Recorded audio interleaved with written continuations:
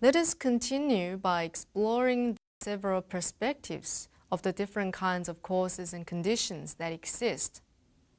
The first perspective is on the perspective of having or not having. Causes and conditions are not a matter of knowledge, and it cannot be understood by debate or researches. So it must be experienced by our heart and mind within our everyday life. Therefore, understanding cause and conditions through real practice and experience means true understanding of causes and conditions. Under the law of causes and conditions, our nature are all equal. So the universe is us, while we are the universe. Therefore, if we comprehend the law of causes and conditions superficially through intellectual speculation or simply as just word expressions, then this does not mean having the true understanding of causes and conditions. So the result would be as useless as if trying to find fish on trees. The second perspective is the perspective of wholesome or unwholesome causes and conditions. Causes and conditions can be good or evil. So wholesome causes and conditions means causes and conditions that are good, while unwholesome causes and conditions means causes and conditions that are evil. So let us suppose for someone who lives for 100 years old, but he spends his whole life never understanding the true idea of causes and conditions. So he never actually came to understand the ultimate truth of existence, and he only has incorrect comprehension of causes and conditions. So if he lives his life through this way, then he will merely be living as a slave to his environment, and as a result, he will only continue to make the incorrect or the evil causes and conditions because of this. On the other hand, if a person who has a firm belief in causes and conditions, he will understand this idea correctly and use it well to make his futures with bright and virtuous conditions. The third perspective is the perspective on internal or external causes and conditions. So causes and conditions can be internal or external. External causes and conditions are commonly noticed as the factors that are created by our environments, while on the other hand, the internal causes and conditions are more related to intrinsic value. Take a farming field as an example. The external factors may be the same, while the harvest will be different from different seeds. The seeds in this instance has different causes and conditions of value. For example, the brothers and sisters of the same parents may have different temperament or characters, or the students who have been taught by the same teacher will have different intellectual outcomes.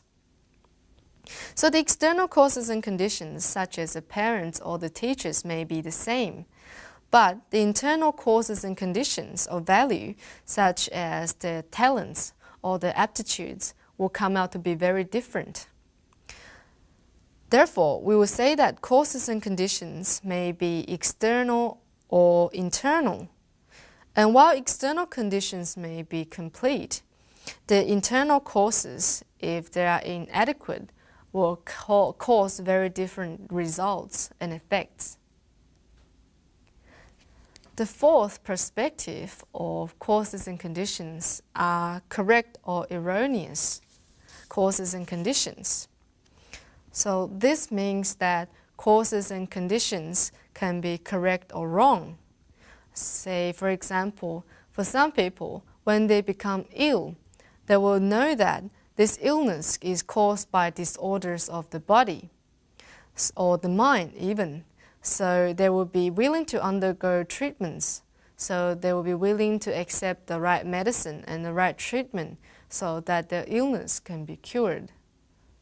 On the other hand, another person who falls ill may believe that this illness is caused as a result of a divine punishment. So they will go around feeling all superstitious. They will go around trying to find different kinds of cures. They say, for example, they will look for charms to wear, or some people will even go as far as eating incense ashes. But we know that these causes and conditions are wrong. They're not the right causes and conditions that will help cure the illness of the body. So by doing so, they will only cause the health conditions of the body to become even worse. So life may be smooth or bumpy, and there may be many obstacles in life. But we know that many of life's difficulties are rooted in the misconceptions about the laws of cause and condition. Therefore, we must know how to apply the correct understanding and take away the erroneous views. After discussing the few perspectives on causes and conditions, let us now focus on the relationship between dependent origination as well as cause and effect. We know that every cause produces its effect. Just as the Samyutta Agama Sutra says, because there is this, there is that. Because this arises, therefore that arises. If this is not, then that will not be. If this is obliterated, then that will be obliterated. Here, the words this I'm talking about are the cause, while that are the effect. And neither of the cause and effect has an independent nature, so one cannot exist without the other. Just like I've said before, look at this table. This table may be the cause of the creation of the transformation of tree into wood and then into the table. So without the right cause, which is the seed that gives rise to the tree, the table would not be here. So without the right cause, this table would not exist. There are a few basic concepts on cause and effect. For one thing, there is no first effect and there will be no last, I'll go back again. First, there will be no first cause and there will be no last effect or result. So this is similar to the question of whether the egg or the chicken existed first. We need to look at this not from a linear perspective. Rather, we have to look at this in a circular perspective, so that the egg and the chicken has a circular relationship. Therefore, there is no beginning or end to the existence of things. And secondly, cause and effect are relative to each other, so that a cause creates an effect. At the same time, this effect creates another cause, and so on. Therefore, it is like a chain that goes on. And thirdly, the third basic concept of cause and effect is that cause and effect persist over time. So nobody escapes karma. Once a cause has been planted, its effect, or what we say the karma, will ripen when the time is right. But before the right time comes, the karma or the effect will be there waiting, even after a very long time before it can exist. But it never ceases to exist until it manifests. Therefore, cause and effect is persistent over time. And fourthly, cause and effect are two sides of the same coin. They are the same thing, just two sides of the same item that I have right here in the middle. So a cause contains an effect, while this effect contains another cause, and so on. So therefore, they're all together. They're closely related to each other. There are also 6 ways to understand cause and effect. The first is that effect arises from causes. So dependent origination depends on the presence of a cause as well as the presence of a condition, especially the right conditions to exist. So if there is a cause yet no condition, then nothing happens. At the same time, Without a cause, yet with the right conditions, nothing still won't happen. So while the cause has the primary importance of existence and the effect has a secondary importance, the two still need to rely on each other to exist. For example, just take a look at the seed of Buddhahood that lies within us. By studying the Dharma or observing the precepts or practicing Buddhism hard, we will allow the right conditions, will offer the right conditions for this seed of Buddhahood to grow within us. Secondly, there is the perception of appearance, which depends on causes and conditions. So that appearance is the characteristic of phenomena, the feature of phenomena. Take, for example, impermanence and interconnectedness are a feature of the universe. And each phenomena does not have its own, actually has its own feature. Say, for example, fire is hot, ice is cold, or we all look different. This is time for another short break. So we will continue after this.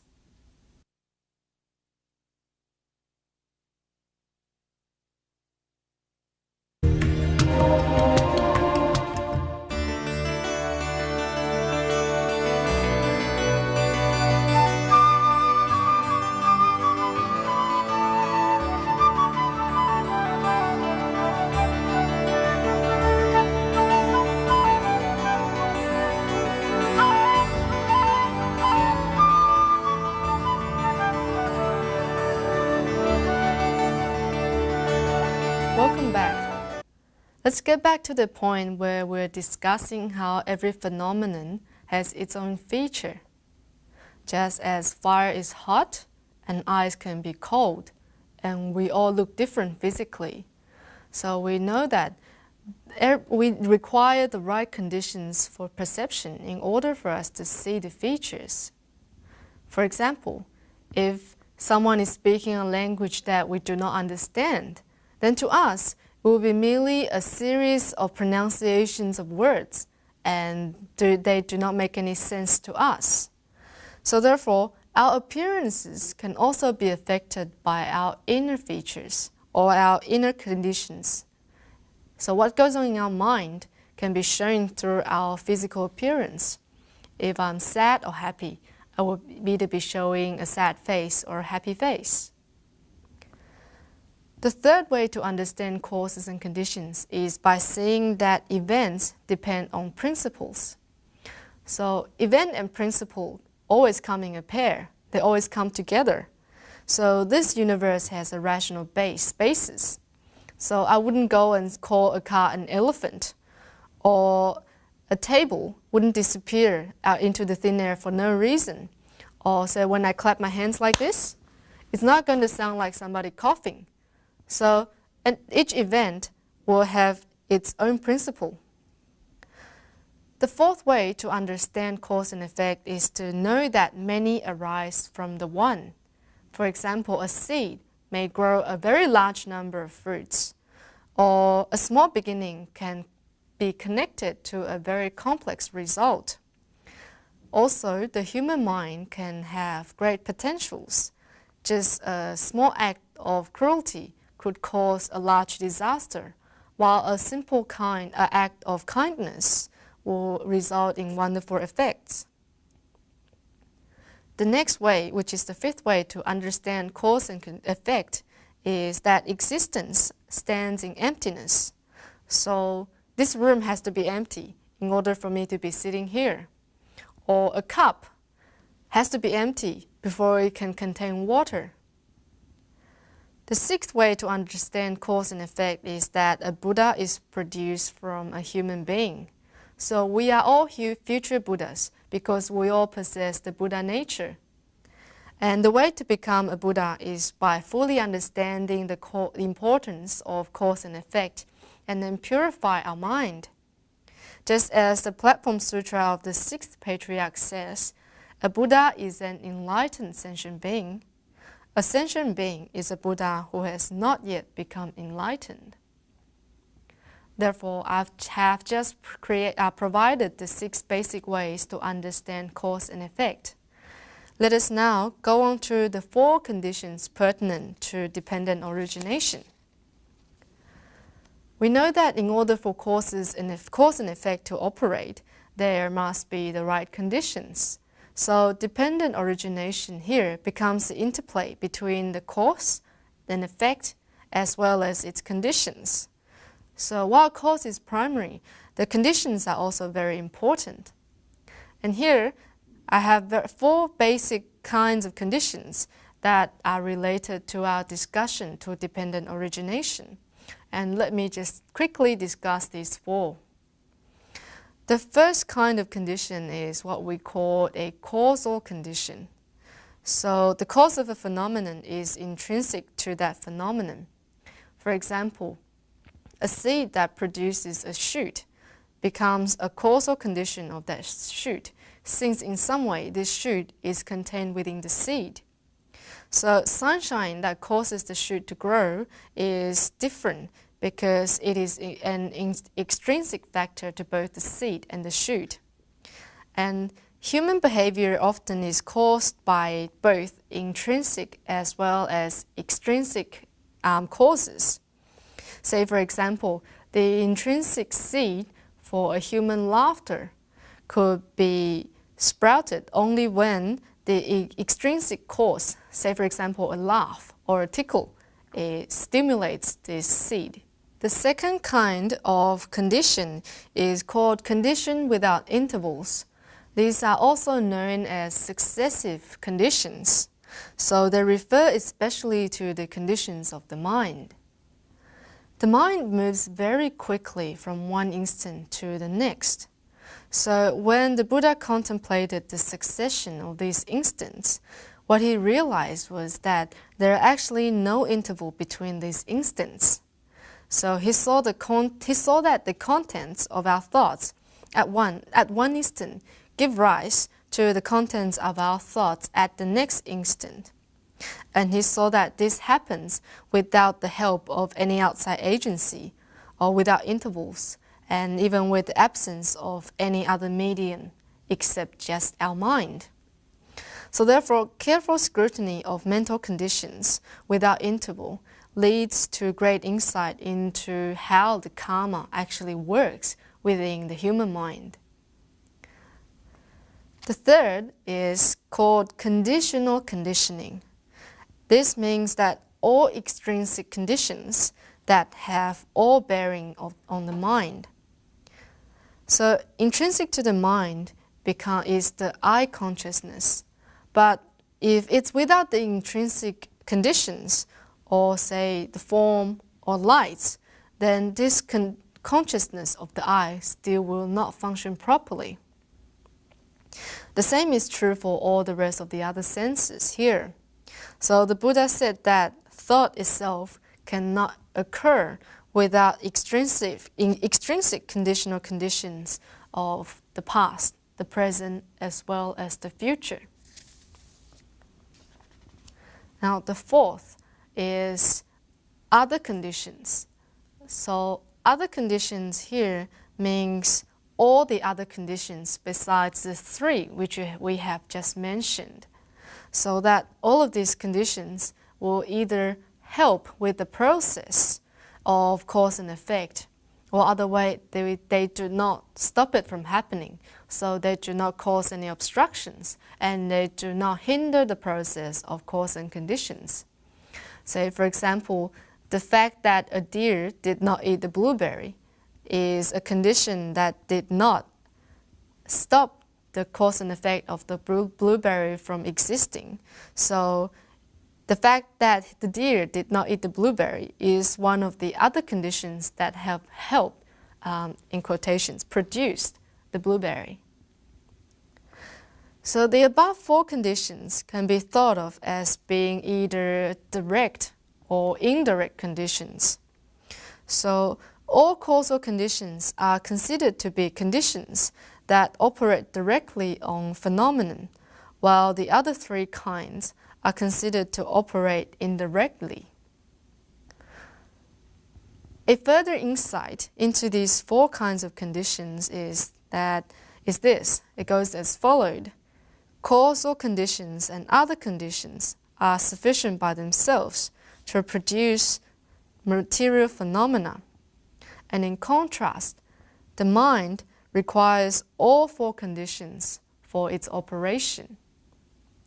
Therefore, these are the 4 kinds of conditions that we have discussed, which are deeply related to dependent origination. So overall, what have we discussed today? I would like to make a few simple points to help us understand better of what dependent origination really does for us and the way it really helps us with our lives. So the first one is that dependent origination shows us how the process of change takes place. Therefore, by observing the process of this change, we are able to understand and accept the way things work better. And secondly, dependent origination shows us the source of suffering, because here it shows us, by understanding dependent origination, it shows us a cause, a condition, as well as the effect to why suffering exists. So we will be able to tackle the problems of suffering by observing the conditions. And thirdly, dependent origination teaches us that we are not helpless people who are doomed to live a life full of incompetence, failure, or misery, because our future actually lies in our own hands. So the future conditions depend on the causal conditions that we plan today. Therefore, by understanding this, if we want to build a better future, then we can start by planting the better seeds or the better causes and create the better conditions. Also, dependent origination teaches us how to understand what is most valuable in life and how to turn what is negative into positive views. For example, changing our perspective on how we look at this world. And dependent origination also teaches us to understand that all phenomena are conditioned by other phenomena so that they stand in emptiness. So basically, dependent origination will take us beyond greed, anger, ignorance, attachment, suffering, and delusions of duality. Therefore, dependent origination is the most basic truth and as well as philosophy about life. Therefore, we'll stop here today on our discussion on dependent origination. Join us next time.